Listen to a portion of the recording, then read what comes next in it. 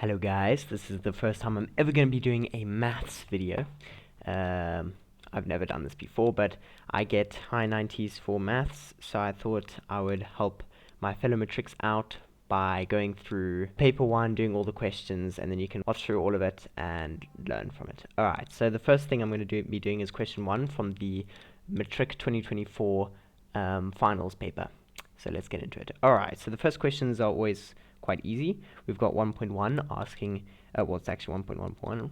It's asking for x minus 3 equal to 0. So we're trying to solve the x values that make this solution 0, and you should, this one's not too bad at all. This would be x equals to 0 or x equals to 3, because if this bracket is 0, then it'll multiply to 0, and if this is 0, then it'll also multiply everything to 0, regardless of the other term. Alright, so that's 1.1.1. Now let's move on to 1.1.2. It's asking for the x values that make this solution. We've got 2x squared plus 1 equal to 4x. So the first thing I'm going to do is bring this over to the other side. So this is going to be 2x squared minus 4x plus 1 equal to 0. It also says in the paper, correct to 2 decimal places, and this is usually a good indication that you're going to have to use the quadratic formula. So let's do that. X equals negative b, your negative b would be negative 4. Also, when using the quadratic formula, I actually suggest that you just plug everything in raw, straight into the equation. Don't even worry about simplifying it at all, because it makes it easier, and there's a chance that they might mark you down for simplifying beforehand. So just do this. For AC, there's my AC values, divided by 2a. And there we are. Now we just simplify this. Negative 4 makes positive 4, plus minus the square root. 16 minus 8 makes the square root of 8 over 4. And now we can simplify this further, because this will be 4 plus minus the root of 8. Well, you can just quickly do this little thing. Divided by 2 makes 4, divided by 2 makes 2, so this will be 2 root 2, because we've got a 2 squared over here, and then we've got a 2 left. And then divide that by 4. So that means your x solutions will be, I'll have to use my calculator for this because they say to round to 2 decimal places. But actually you'll want to simplify so that they can see what you've done. So this would be 2 plus minus root 2 over 2. So therefore, x is equal to, let's get the one solution up there, 2 plus root 2 over 2. That will be 1,707, which will round up to 0,1,71, or we just replace that with a minus, and we'll get x is equal to 0,29. And there we are. Those are our two solutions. Now things are getting a little crowded over here, so let's erase everything. Alright, now we've got an inequality, 1.1.3. It asks us x squared minus 2x, sorry, that's my bad, voice crack, is greater than 0. So this is where this parabola will be greater than 0. I'll be showing you two methods for this. So obviously the first thing you always want to do when you see an inequality with a quadratic is factorize the quadratic. What multiplies to negative 3 and adds up to negative 2? Well, that'll be negative 3 and positive 1, because negative 3 times positive 1 is negative 3. Negative 3 plus 1 is negative 2. So that's greater than or equal to 0. So now we have the intercepts. Now there's two ways of doing this. One is the graphing method, which is very nice, but I actually prefer the other method. Our intercepts will be at x equals 3, because that makes this bracket 0, and x equals negative 1, because that makes this bracket 0. It's an arms up parabola, because our a value over here is 1, that's positive. So our graph will look something like that. And then it's where it's greater than 0, so it'll be here and here. So that means our answer will be x is less than negative 1, or x is greater than 3. Not greater than or equal to, less than or equal to. That would be if it was like this, but it's not, so don't do that. The other method you could use, and I'm also going to do a different naming convention over here. I'm going to go or. It would be x minus 3, x plus 1 greater than 0. Then you'd write your crit values. So our crit values, you probably want to do that for here as well, but your graph kind of shows you that you knew what your crit values were. That would be 3 and negative 1. Then you make this little diagram where you go x minus 3, x plus 1, write in your crit values, negative 3 and 1. and then you circle where it can't include, so it can't be 0, so it can't be here and it can't be here. When you plug a negative value less than -1 here, this will be negative, this will be negative, this will be positive. If you plug in value less than -1 here, it's negative, then greater than would be positive and positive. Positive times a positive is a positive, negative times a positive is a negative, and negative times a negative is a positive. Here it's checking for it's positive, so it would be here and here. And so finally, your answer would be x element of negative infinity never includes to -1 not including, or union 3 to positive infinity. And there's 1.1.3. There's two different methods. This is the graphing method. As you can see, it's a lot faster when you got easier questions. If you ever get more tricky questions, then this is where this one shines. But yeah, that's 1.1.3. Let's whip out the eraser and get rid of all of this. All right, we move on to 1.1.4, where it asks us 2 to the power of 2x minus 2 to the power of x plus 2 minus 32 is equal to 0. Okay, now when you see questions like this with exponents, don't panic. In this case, you can see that there's a 2x in the one exponent and that there's a 1x in the other exponent. So you can kind of visualize this as it's going to be a quadratic, because you've got to the power of 2 and you've got to the power of 1, technically. So we're going to turn this 2 to the power of 2x as 2 to the x squared, because remember, if you have a to the bc, it can be written as a to the b to the c, or a to the c to the b. So we're going to be writing it like this, and then addition in the exponent. Then you... Alright, sorry, my alarm just went off. Don't worry about it.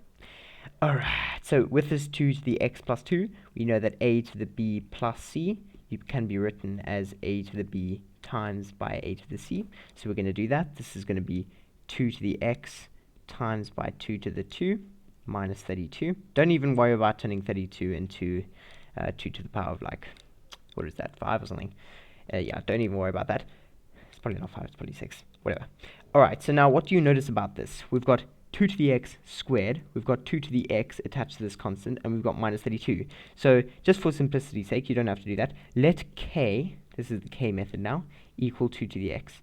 And now this will become k squared minus 2 squared is just 4, so 4k minus 32 is equal to 0. And what do you notice about this? It's just a simple quadratic. This looks a lot nicer than what we had in the beginning.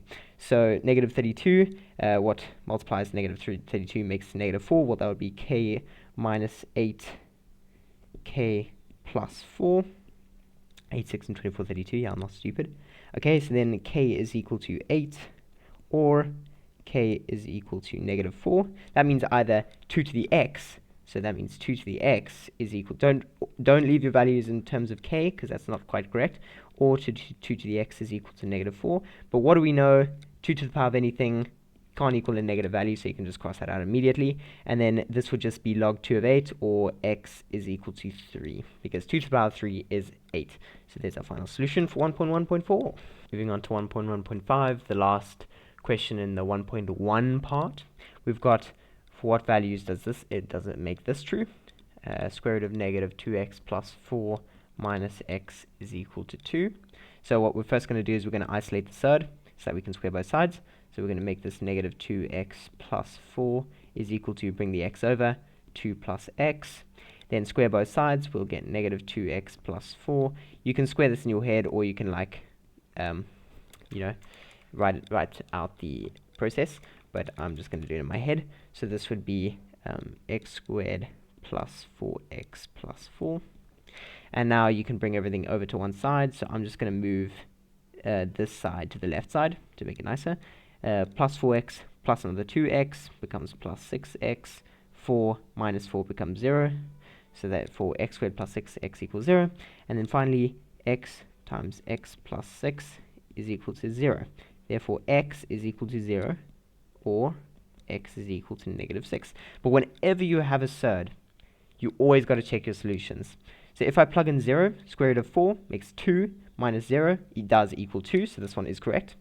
If I plug in negative 6, negative 2 times negative 6 makes 12, plus 4 makes 16, square root of 16 is 4, 4 minus 6 makes 10, which is not 2, so this is not a solution invalid. So therefore we only have one solution. You always got to check your solutions when you got a third. Don't forget it. Now 1.2, we've got the question solve x and y simultaneously. We've got 2x plus y is equal to 3, and we've got y squared plus xy is equal to 2. So remember, if you've got a quadratic and you've got a linear function, then what you want to do is isolate for one variable in your linear function, plug that into your quadratic function. So this is 1, this is 2. Now we're going to take from 2, we're going to isolate y, because look, y's already got a coefficient of 1, so that makes it nice. We're going to say y is equal to 3 minus 2x. This we'll call 3. Then we'll go sub 3 into 2. This just is like a nice way of showing it working. So we're subbing what we've just got here into our quadratic.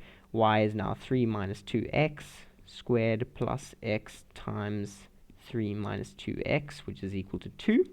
Now let's multiply this out. This would become 9 minus 12x plus 4x squared plus 3x minus 2x squared equal to 2. So now let's isolate it all to one side. Yeah, this will make 2x squared. So we've taken care of those. Then negative 12 plus 3 makes negative 9x. So we've taken care of that.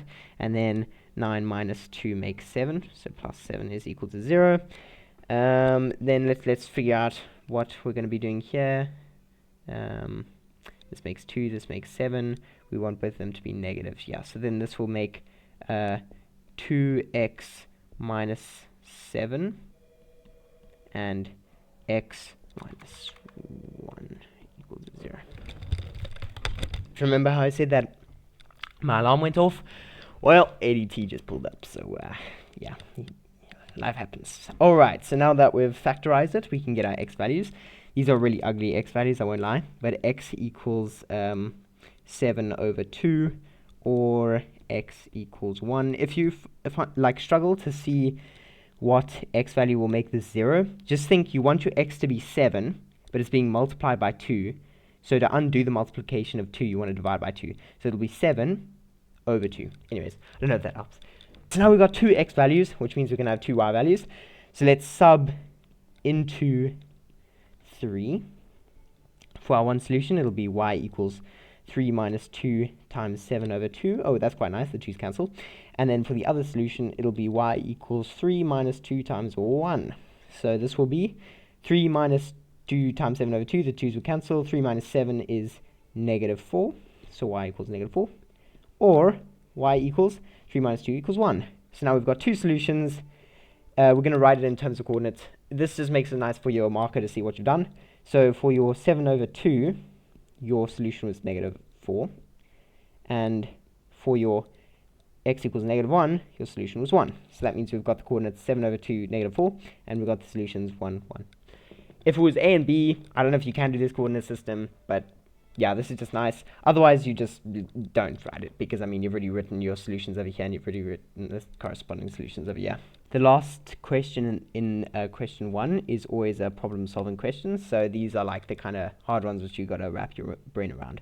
So this one says, consider this product, 1 plus 1 over 2 plus times 1 plus 1 over 3 times 1 plus 1 over 4, and so on. And then it's asking, each factor in the product is in the form blah blah blah for n is greater than 2. Determine all the values of n for which the product will be an integer value. Alright, so we're going to try and basically simplify this to make it easier to see what n values will make this, an integer value. So basically, when n equals to 2, it'll just be this. When n equals to 3, it'll be this times this, and so on, so on. There's actually a mathematical notation for this. Yeah, actually, you know what, I'm not going to confuse you, screw that. And it wants us to get which values of n will make this an integer value. So the first thing I'm going to do is I'm going to turn each bracket into one term, because I don't like the fact that they're two terms right now. 1 plus 1 over 2, that'll be 3 over 2, because it'll be 2 over 2 plus 1 over 2, which will be 3 over 2, because they've got the same denominator. So 3 over 2. Then our second bracket, just follow the kind of patterns here. This will be 4 over 3, and this will be 5 over 4, and so on, so on, so on. I'm actually going to write another... No, I'll do that later. But anyways, now there's a pattern that emerges here, which is actually very nice. And the pattern that emerges is that the numerator in the previous one will cancel with the denominator in the next one. And this will keep happening. So this 4 and 4 will cancel. And if you did more, the 5s and 5s, then the 6, the 6, the 7, the 7. But for n equals 4, we've seen that our answer will be this numerator, 5, over 2, this denominator. And this 2 will actually never disappear. It'll always be here. So, is this an integer value? No! So that means that when n was equal to 4, it was not an integer value. Now, let's see what happens when we make n equal to 5. So instead, we add one more term, which would be 6 over 5, and so on, so on, so on. Now, these 3's will cancel, these 4's will cancel, and these 5's will cancel. And now, we end up with 6 over 2, which is 3. And that is an integer value. So that means when n equals 5, it is an integer value. We've just made it correct. So, what do you notice about this? Your answer will always be in the form n plus 1 over 2. Because the denominator, in this case, was 5. 5 plus 1 is 6 over 2. 6 over 2. That's the solution we got here. And yeah, so this is the general solution to our equation. And to make anything an integer value, it has to be an even number divided by 2. So that means n plus 1 is even. Because, yeah, only an even number divided by 2 can make an integer value. Any odd number divided by 2 cannot be an integer value. And since n plus 1 is even, then that means n must be odd. Because any odd number plus 1 would make an even number. Right? N odd, or n has to be odd. But there you go. That's all of question 1. I hope this helped. I believe in you. You're going to do well in paper 1.